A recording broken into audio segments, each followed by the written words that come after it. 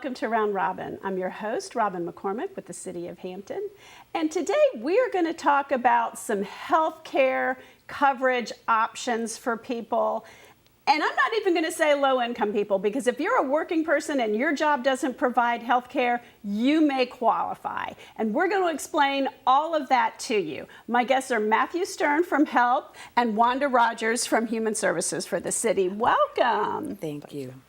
You know, the healthcare options have expanded so much in Virginia with Medicaid expanding, but it's this confusing soup of acronyms and signups and who can qualify, and it's way over my head. I mean, I don't think I could wade through all the possibilities. How do people do it, Wanda? I'm going to start with you because you handle all the different programs.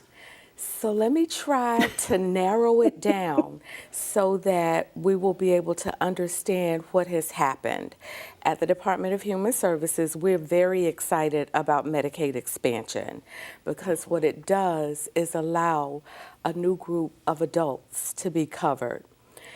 It is confusing when you talk about things like the covered group is at or below 138% of the poverty level. I don't know what that means. But that means that if you're a household of one, you can have an income of $16,754, which is pretty low.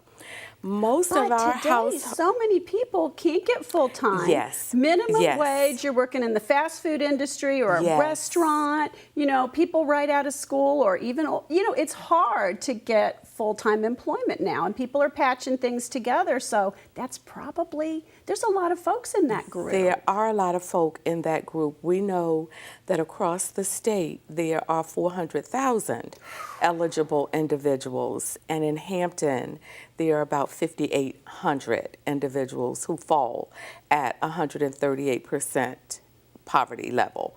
And so we're excited because the coverage is pretty phenomenal. It is going to allow people to be able to have doctor's visits, both primary and specialty care. It is going to allow people who are now working with the Community Services Board and participating in their addiction and substance abuse recovery treatment to be able to be covered. It is going to allow for preventive kinds of things. It will allow for people to have their hospital stays covered, emergency room care covered. It will allow for rehab kinds of things like occupational therapy, physical therapy. There is not a whole lot that it does not cover. There is one issue that Matt and I have talked about, which is the dental coverage, that we're still trying to figure that out. But it is a pretty comprehensive plan. And so people have already heard about it. We have made it our business since about August to go out into the community and to let people know that this coverage is available. And already at the department, we have taken about 2,000 applications from citizens in our community who are having us process that application to determine if they're eligible.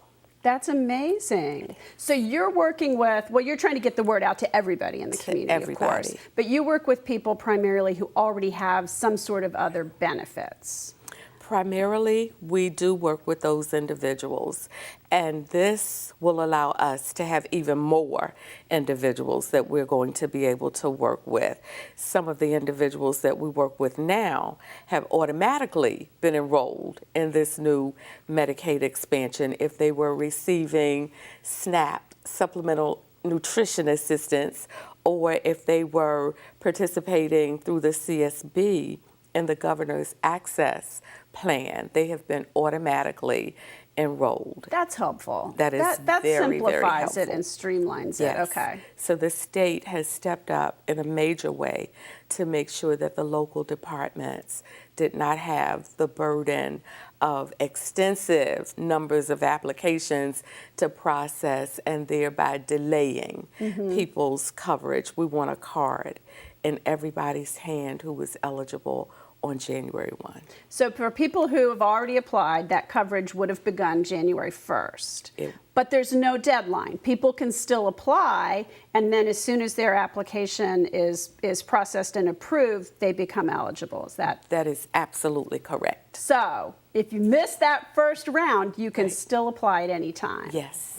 Now, Matthew, you, through HELP, work primarily with homeless individuals, but not exclusively. So you're talking to a population of folks who really have needed a lot of medical and other kinds of attention. How are you helping them get this across, and what does it mean for you and the clinic that you've been working with? Well, Medicaid expansion is exciting for the state and for everybody who lives here who's got the opportunity to sign up for Medicaid. It's a great benefit to our area. One of the important things is that we also have a charitable clinic here in the city of Hampton for folks who are low income and uninsured. So adults who are making 200% of the federal poverty level or less are eligible to come to our clinic for subsidized care. Still get the same high quality care, if not better, than you'd get in some of our private practices and things. We have nurse practitioners, we have dentists who are available to seek care. Excuse me. But in the future, in January, we'll be raising that threshold up to 300%. So that's all big language for basically if you have a family of 4 and your household income is below $75,000, you would be able to come seek care at our clinic.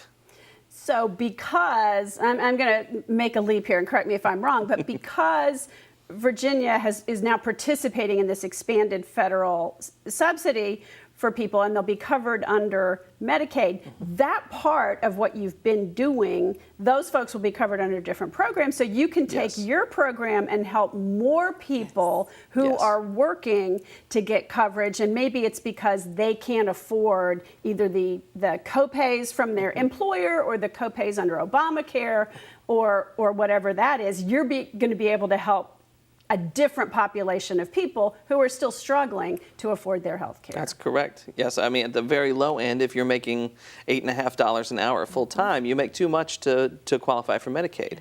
Yet the co-pays and the deductibles for an insurance plan or a private insurance plan may be very expensive. And if we can help reduce the burden of medical costs, then that money can go to continue housing stabilization. It can help with, food and all the other needs that we have to manage a household. And in the past, so single adults in the past have just not been eligible. I mean, single able-bodied adults who are not disabled and who are not elderly have not been eligible for Medicaid. Is that correct? That is absolutely correct. And so the age that is covered under expanded Medicaid are adults 19 through 64. So that covers everybody who was in that uncovered category of individuals. So many people who have become homeless a lot of people have become homeless because of a medical situation. Maybe they need medication or they need ongoing care, and those concerns just multiply, those bills multiply, they lose their housing.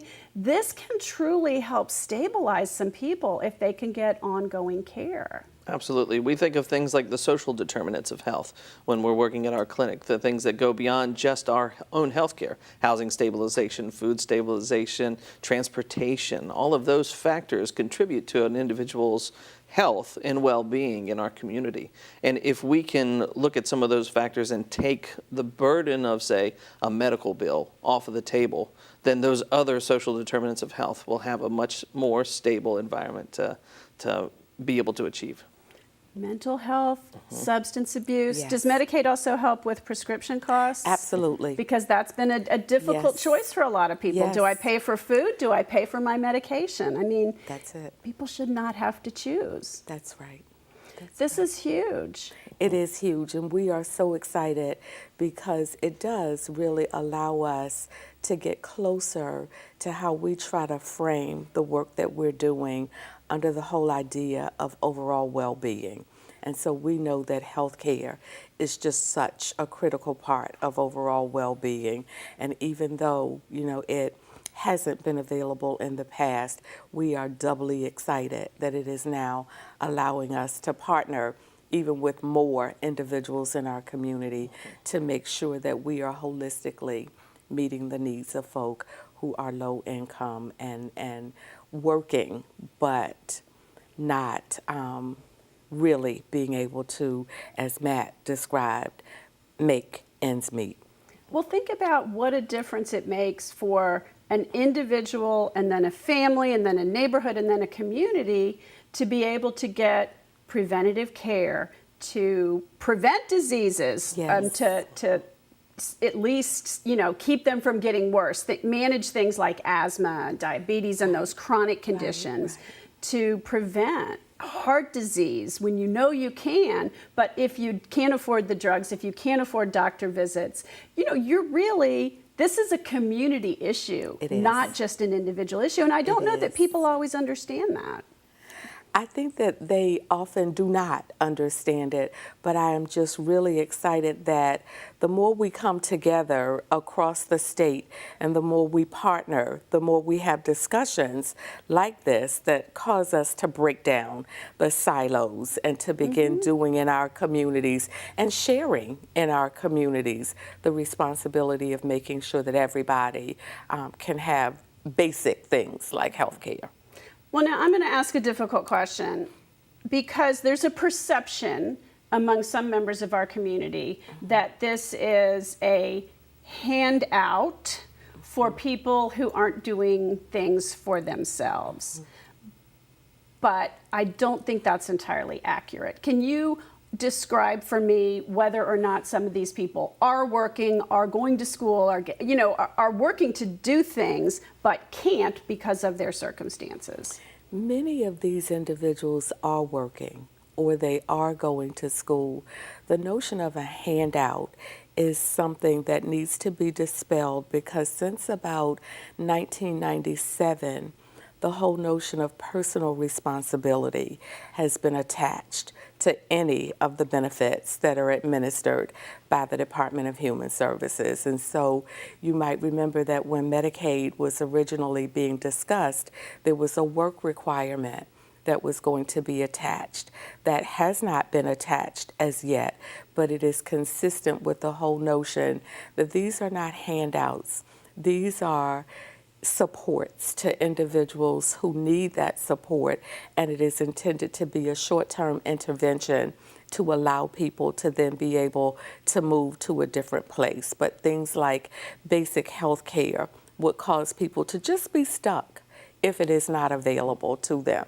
So we are hopeful that there will be people in our community that will be able to get jobs that will have benefits attached to them. And those that are in school will get their certifications and their degrees that will lead to self and personal responsibility. But until that happens, we feel very strongly that the support must be available in our community. And Matthew, what do you see with the folks you work with in terms of they need so many different things in order to become stabilized? How will this help create that? Well, we're dealing with making a healthier community altogether. If you take it down to an economic level, we're making folks healthier, means they're going to have more days at work, means they're going to be more successful in their jobs, means they're not going to have to call out sick as often. It's not going to hinder their ability to make an income, nor is it going to hinder corporations or the businesses to have a loss of a person that day. So really, if we think about it from an economic standpoint, we're not only reducing the cost of the healthcare burden on our community, because some of that will be covered by Medicaid, we're also making sure that folks are getting to work, that they're paying taxes, that businesses are thriving here in the city, and that we're generating more tax revenue just because we're improving the health of our community. Awesome. Thank you so much. I do want you to tell us a little bit more about the clinic for people who maybe don't know about it, didn't qualify previously, but will qualify in this new year. Sure. We are the Dr. Richard F. Clark Help Clinics. We are located in the Social Services Building, and we offer primary care medical services for folks who are both low income, and that's defined as, or will be defined as 300% of the federal poverty level or below, and who are uninsured. So if you're not able to afford insurance, then you can come to us to seek primary care on the medical side, chronic condition care. On the dental side, we do regular cleanings, the x-rays, exams, extractions, all of the preventative stuff, and many of the procedures that you can have done at a regular dentist office at much lower costs. Wonderful. Now, for more information, Wanda, you want to give the number for how people can sign up for the expanded Medicaid? And so I knew you would ask, and so I brought the pamphlet. People need to go to www.covervirginia.org, or they can call 1-855-242-8282, and those sites are uploaded every day with new information to make sure that people remain current.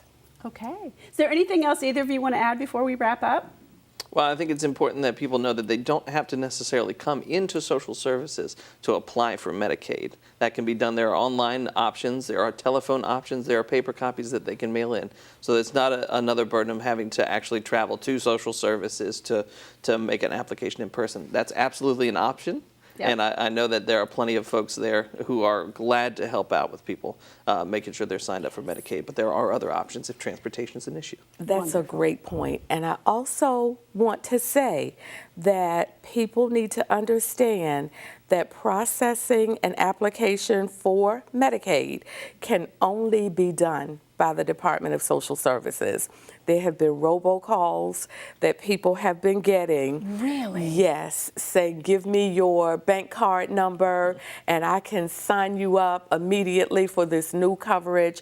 And so I want to caution our citizens that that is not good information, that if you are interested in Medicaid, you need to make sure that the Department of Social Services is the only entity that you give your information to. That is either the state or the local Department of Social Services. Okay, thank you very much. Yes, there are so many scams out there. So many. I would have never even thought. Yeah.